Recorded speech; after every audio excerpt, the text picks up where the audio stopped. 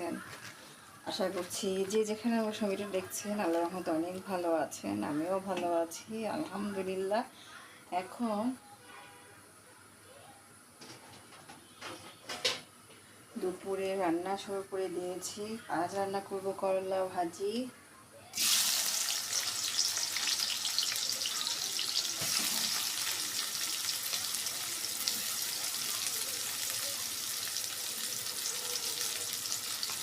করলা ভাজিতে বেশ খানিকটা পেঁয়াজ কুচি দিয়েছি।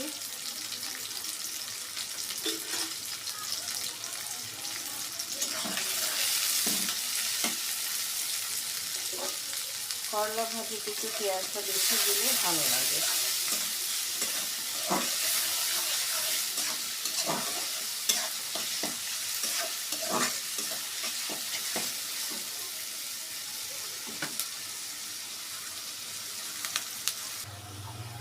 পেঁয়াজটা ভাজা হয়ে গেছে। এখন এর মধ্যে দিয়ে দেব অল্প পরিমাণ, মানে হাফ চা চামচ পরিমাণ হলুদের গুঁড়ো,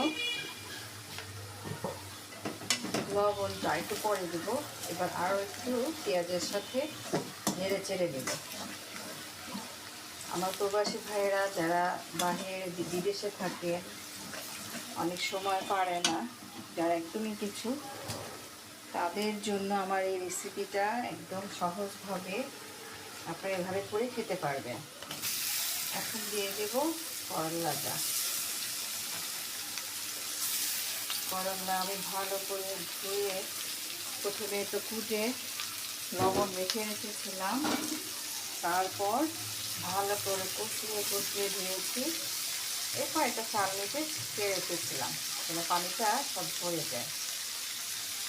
এবার দিয়ে দিলাম আলু কুচি। এবার ভালো করে নেড়ে চেড়ে নেব।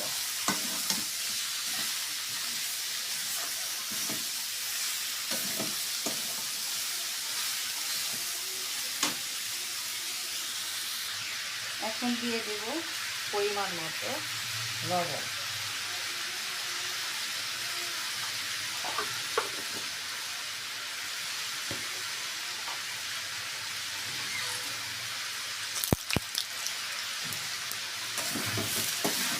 এবার ভালো করে মিশিয়ে দেব।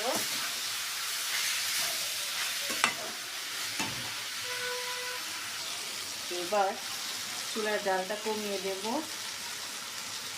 আস্তে আস্তে হয়ে যাবে। এই দিকে আমার করলা ভাজি এই যে